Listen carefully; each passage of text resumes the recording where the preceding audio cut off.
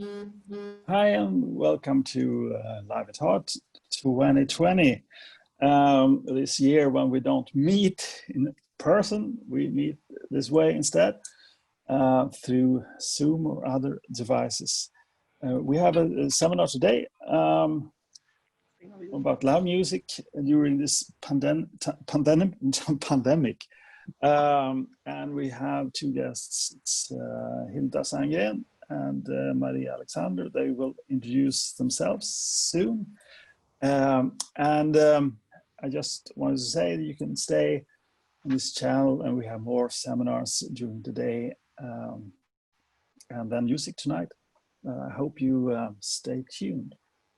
So now let's talk about something about live music during this strange year, and I will leave it to you to introduce yourselves and have your seminar. And I will be back later for some questions. Thank you, Åke. Thank you so much. Yes, this is Hilda Sandgren and this is Maria Alexander. And we are here live in person in Sonica studio in Södermalm in Stockholm. And while we wait for you guys to drop into the seminars, I think we should take the chance to talk a little bit with Christopher Göthberg that is working here in the studio every day producing music and interesting projects. So Christopher, can you please come into I can come in to the picture. And you can Hello guys. Hi Christopher. Hi. You have been working here for many years now. Yes. And together with me in the studio. And we are very curious on how it's like for you as a sound engineer and a songwriter dealing with this new time and new deals and our requirements in the live industry. What is the experience from this spring and this summer? We had to learn a lot of stuff and we had to learn it fast because you started booking so many artists to come here to play live concerts. So it was a quick learning crash course. Yeah. Try again, fail better, try again, succeed. So that was fun. So what was the biggest like challenges in this time for you if you want to like put them on a scale? I think the hardest thing was making the technology work on all levels: audio, video, streaming, internet, all of that had to be totally in sync all the time. Yes. And fast. Quite a challenge. Yes. So did you ever feel a lot of pressure or were you like taking it cool, like in a process when you record? Both. There was a lot of pressure, but we grew as a team and as a studio, so great experience. What is happening right now in the studios and a good, nice projects that you want to talk to us about? Yeah, we are using the things we learned technology-wise and web-wise, etc., to do online sessions where our clients can attend the session by Zoom link and listen into what we're doing, and we connect with people digitally in a different way. And I got this thing. It's my GoPro hat. So the people can see my point of view, turning the knobs, compressors, so nice. stuff. So that's a lot of fun. Yeah. And also when you play piano. Yes. Great. Everything I look at. Now they see you. Yeah, okay. Say hi to your fans. Hi. Wow. So nice. And did you did this hat and this idea all by yourself? You just found out how you could do it? Yeah, I guess. We played around with a bunch of stuff. Yeah. And on social media, I've seen a lot of activities. How do the artists feel about going live and do more sessions now? Maybe tell the audience earlier in the process about what is happening and create more content. Is it easy for them or do they find it challenging, or do you help them to do that? We help them, but they like it. I mean, everybody nowadays is very hungry for content or for creating their content and showing. So it's like content opportunities, like people smash them.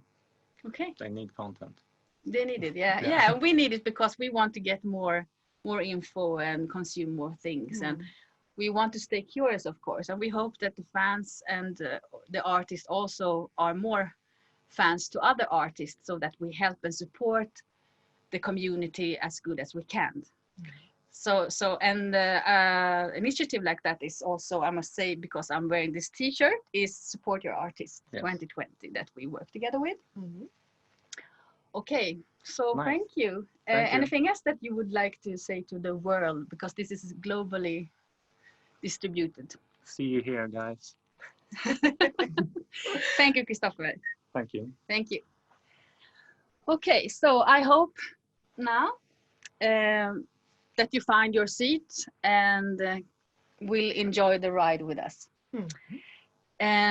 So yes, as I said before, this is Hilda Sandgren and Maria Alexander.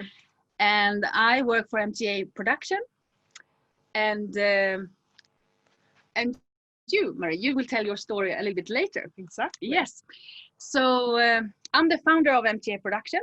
I've been in this business for 19, almost 20 years now. And I love all kinds of music in all languages and genres.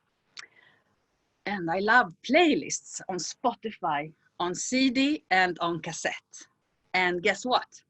I made my first playlist when I was only 7 years old. That's young. That's young. I know. And also I enjoy learning to play instruments. So far, I play harmonica, ukulele, melodica, violin, keyboards, bass, guitar, drums, and accordion, and flute. Wow, that's a lot.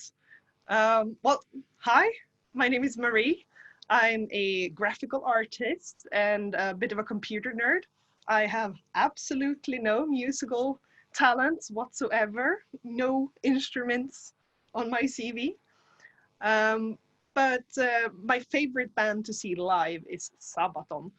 Though at home it's mostly classical music and Korean pop on the speakers. Korean pop. Korean pop. Oh, nice. Yes, quite a big scene actually. Yeah. Okay. So welcome to you all. During this upcoming 20-25-ish minutes, we are going to tell you about our live stream project, how we have been dealing with this new situation we find ourselves in, and what experiences that we have been through. Yes, and focusing on the future. We also have a small sneak peek of something we have been working on. And we'll touch on how we think the live scene, live music scene will develop post-pandemic after these times as well. Then at the end, we'll round out with some questions from you. So if you have any thoughts, any ideas that you want to bring up with us, feel free to post them in the comments and we'll try to get to them by the end of this presentation. Yes. Let's get started. Let's get started. Okay, so a short introduction to my company MTA then. MTA is a booking company and agency for creative ideas, culture, music, and arts.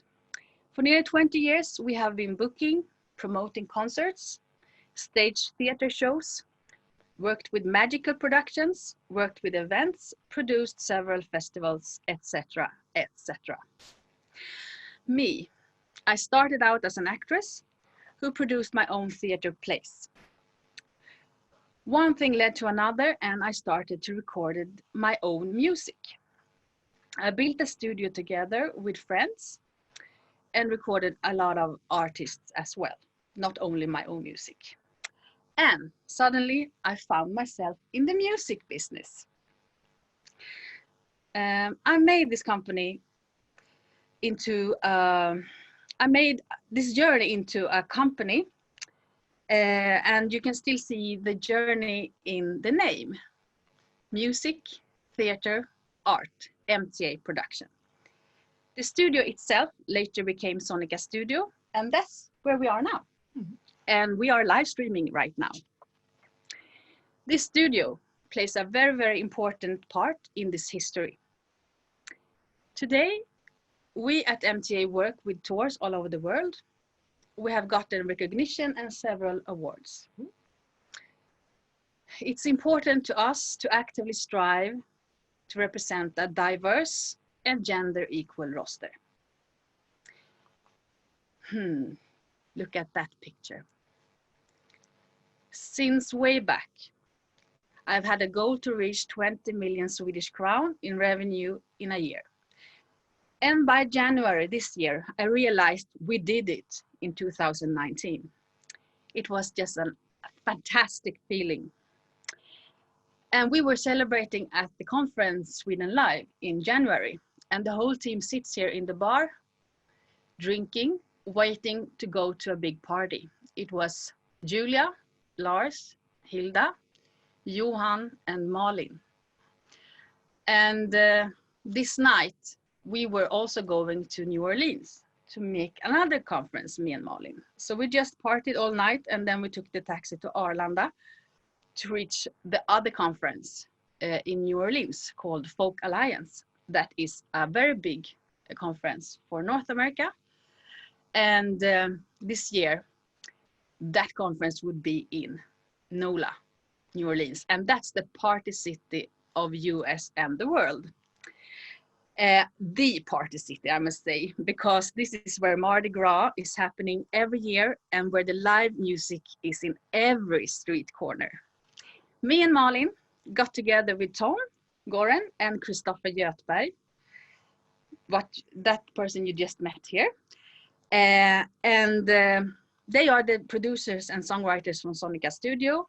And we were there for networking, making deals. And so, we had a big plan to bring American artists to Sweden and Europe and the Nordics.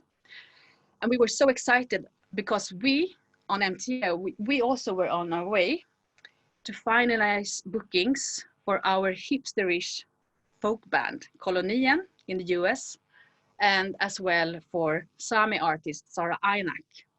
So happy times, and you can see the band, this group of people is sitting in the bar. And joining with us was the legendary musician and drummer Brady Blade. He joined us there and made the journey even more excellent because Brady, he's born and raised in New Orleans and he knows everybody. And I mean everybody, every musician, all the artists, all the industry people, everywhere in America and around the globe. So we were so happy to spend the time with Brady and all his friends and connections. And this was when we were celebrating in the bar together. Yeah, and we also had early ideas on doing live streams. So this is when and where the first seeds of the live streaming was born for us. Little did we know on how necessary and useful these ideas would be. Mm-hmm. So everything in January and February was amazing. The Grammy party, the Manifest Prize party, all the bookings and interests of the work from us and all the plans from the artists and all the new signings. We had a great schedule booked for the year with artists touring America and Canada, as well as American and Canadian and Italian artists would be doing tours with us already in the spring. And as you can see, more than 200 shows were booked. From Piteå to Tel Aviv to Oslo and Bucharest and back home. These were tours that took me maybe 5 years to produce. And I was so happy and so proud. And then COVID-19.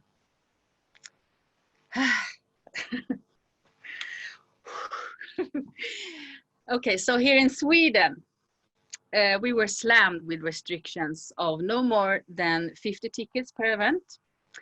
And many of the countries that we had concerts booked in were into complete lockdown, of course. I remember I quickly realized that we had to cancel about 200 shows in 1.5 weeks. of course, I was so shocked, I was so upset, I was sad, as I'm sure that we all were. I was not alone. The whole business was very upset and very sad, of course. But in a time like this, you have two opportunities. You can choose two things. You can give up, or you can rethink. So I rethought. And at the same time, I had so much energy, so I just refused to give up all and lose all my business and all my plans. So very quickly, after the shock, I joined hackathons. I discussed ways to be more effective with digital tools and marketing for events with other companies. We started a mentoring program for artists and promoters in MTA. And I started to think and do live streaming quite fast. Of course, I had no idea of how to do it, but we just started anyway. So I joined forces with the company around the company in the rise or on the rise with Daniel Josefsson and Mats Rydström around Bring It Home, which was a Facebook initiative. And the correct name, I think, was from the beginning, Bring It Home 2020. That became Bring It Home. The idea was that the artists did live streaming from cars, from their homes and from studios in Germany, United States, and the Nordic countries. And our studio, Sonica, where we are now, was used to broadcast and do live streaming during the worst of the Corona crisis. I think we did 34 programs between March 18th and June 19th, and that is a lot. And trust me, we tried almost everything. We tried pay-per-view case, we streamed on Twitch and on Facebook, and we also tried Ticket Amazon with Ticket Co. that worked with Amazon. We tried Instagram, we tried InPlayer and live stream. We tried all programs and all cameras that we found out that we could, borrow from friends. We didn't have any budget or anything. And what I realized was that there are no ready solutions or a good way to do this at all. And Twitch is made for gamers. Facebook is good for promoting events, but just doesn't work 100% for a good live streamed concert. And don't get me started on YouTube. So that's where I come in. Together, we want to create a platform for musical artists to connect with their fans at a pandemic safe distance, and even post-pandemic. We think this will be useful. We want there to be a place where those music lovers who can't be at any specific geographical location where the gig is held at, to still be able to be part of this experience, even after the pandemic. And luckily, we have both the technical experience and the legal connections to make this happen. So this is the sneak peek we talked about. So we started this music lab together as a sort of project that we want to keep. We call it MTA TV. It's not live yet. This is just a preview, as I said, but we hope this will be the perfect platform when it's done for you to stream your gigs at, your concerts at from now on. And the focus is specifically on live events, streamed in good quality with high proper production value at all times. Yes, which is easier said than done, as I'm sure you've noticed if you ever tried on your own. Once Corona is gone, and we hopefully can start having large crowds in the arenas again, We will start to live stream all our concerts parallel to the usual setup. And it's important here to note that we don't expect this to replace the ordinary concerts that we are used to. We know that the energy, the atmosphere, the sea of other fans, we can't replace that even from your home, from your couch. But we think this might be a good complement to what we already know. And maybe we can reach people who can't be there at the same time, as I said. Just like in sports, some people simply prefer to look at the game from home instead of being at the arena. Exactly.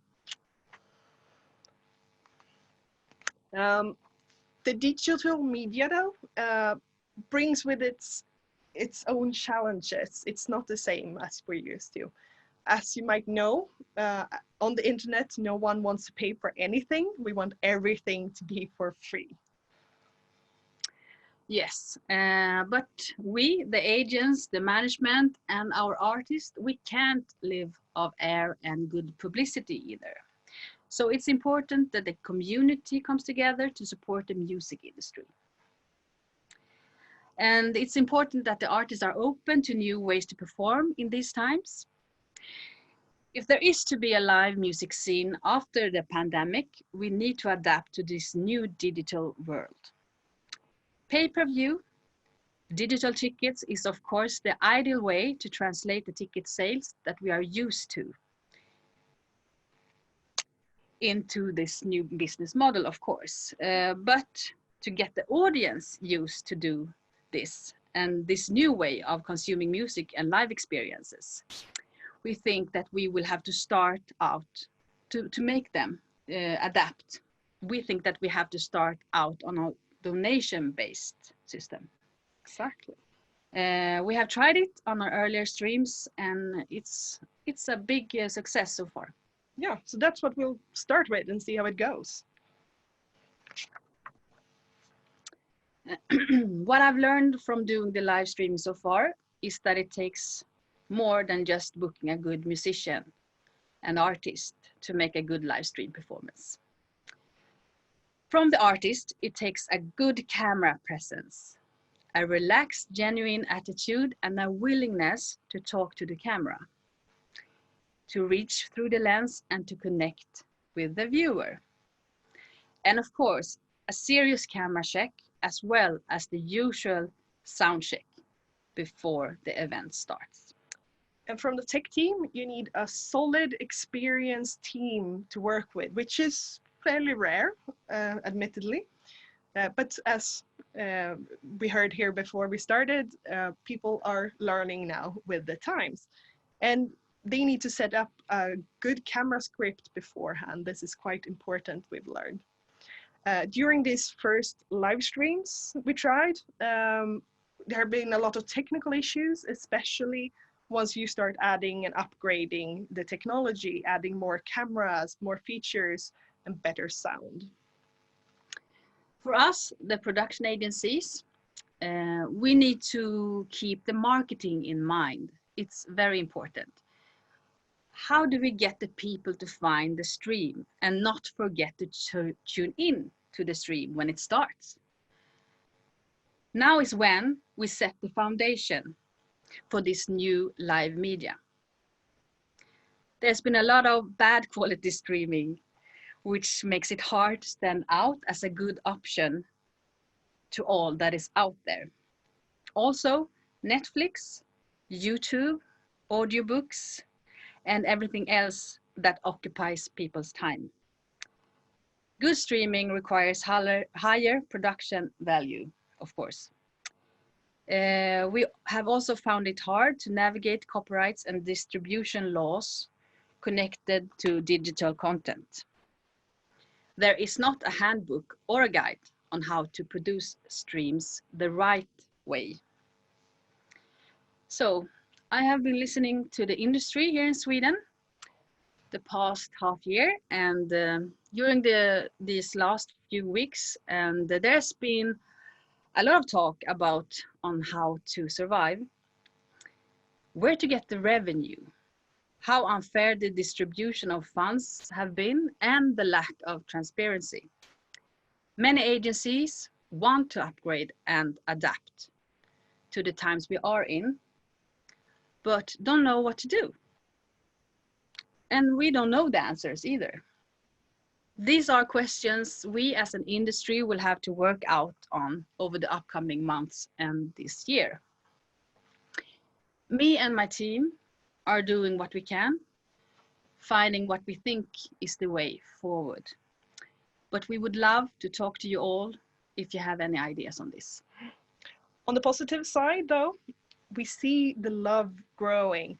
The fans care about the artists, about keeping the industry alive.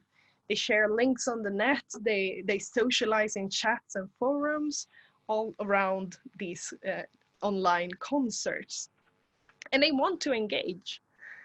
This is a new ecosystem, all these digital things, where we reach new audiences like moms or parents who are single parents and can't leave their kids to go to another city to go to the artist's concert that they like. And on the horizon, we also have these new technologies coming in to facilitate this new digital age, like the 5G network, where we suddenly can watch quite high quality streams from your phones or from wherever you are in the world. It's a whole new pattern of consuming media. These are exciting times. Indeed, exciting times. And as Marie said before, the TV platform isn't live yet. And we are, of course, not sitting around waiting for a launch of the MTA TV to get started. So we do like we used to. We are booking tours, and we want to do a live stream tour now. Mm-hmm. A roadshow between Swedish cities and venues. And the idea is to stream intimate concerts for 50 people, Corona-secured concerts, and to broadcast them on MTV platform.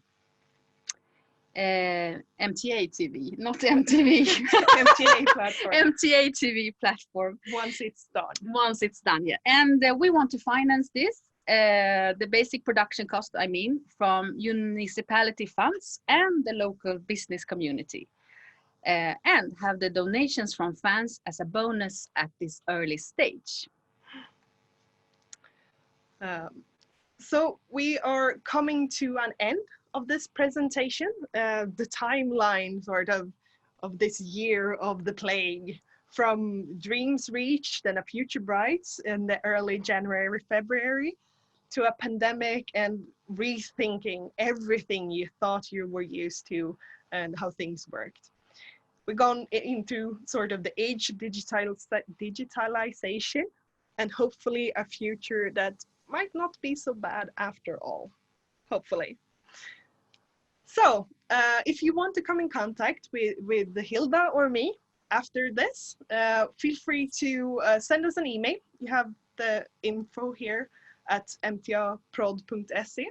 You can email us and we'll try to get to it as soon as we can. We'll end our presentation here and open up for questions. So thank you for listening, and maybe Åke, do you have any questions for us? Yeah, I'm connecting. Do you hear me? Yes. Yeah. You said something there, but you didn't tell us everything. We are on YouTube for the moment, but why is YouTube not a good platform? For us? Yeah. I talk from my subjective perspective and my own experience. And the thing was that we, when we start with the Bring It Home community on Facebook, it was not a big success to share the streams into YouTube because they strangled the opportunity to show our community and the friends. When you see the stream, it's showing through Facebook, but if you use and share the YouTube link, it's not showing because there's a competition between YouTube and Facebook. So we didn't think that it was an option for us, because we really got a lot of viewers from Facebook all the time, and the community really grew from one day to another with thousands of people all the time, and it was global from the beginning. So that's why we didn't do that. Yeah, and community, of course, is maybe the most important part about the digital way of communicating. You need a community to back you up. We were talking about how much content you keep creating at all times. You need people to be interested, to follow you through this journey that you're on. Yeah, so that was the point, and also that we were a bit unexperienced. We were beginners, but we had high demands from the beginning. We wanted a lot of viewers. We wanted them to share it, and that everybody else would see it instantly. And we wanted to bring in donations to all the bands that I booked from day one. First, I really tried to book bands that had canceled European tours. And we wanted to reach the fans from the venues, from Germany and France and so on, to see the stream on Facebook, and that they would donate money to the band, of course, so that we could survive and the band could get some fee. So it was, the initiative was also, we wanted to make it transparent and give 50% from the donations to the band, and 48 to us, the community around, and the crew, the studio, and 2% we wanted to raise money for charity that was chosen by the artist. So when we got used to Facebook, and we didn't want to change that, and then we realized we could go to Twitch and then do both. So that's why we didn't start on YouTube. Yeah, and on the transparency and how you split the money for donations, as a viewer, it's easy to forget that we connect with the artist, and the artists are sort of the front of everything, the whole production team. And that the production teams, once the corona came, also, it wasn't just the artists, the ones that we connect with, that had all of their income streams taken away from them, but also all of the people that lift the artists up. And so we want to make sure that they get their fair share of everything. So yeah. Yeah, you talk about as an artist, you should talk to the audience through the camera. But I mean, there are artists, they don't talk. They don't want to communicate really, except through music. Yeah, what I meant, and I really think so still, is that you have to decide what communication ways you will use and do it like from A to Z. So if the band is a mysterious band, not talking, only music talks, and they have a lot of backlight and so on, then somebody in the chat should moderate and have connection with the audience that way, so that the band doesn't need to do it. Because I found many streams that people is not thinking through this, and it lacks some kind of communication instead. And also how you film, that to take you the right pictures of the band, and so that they really can do their show as they think that it should be, but on this digital stage.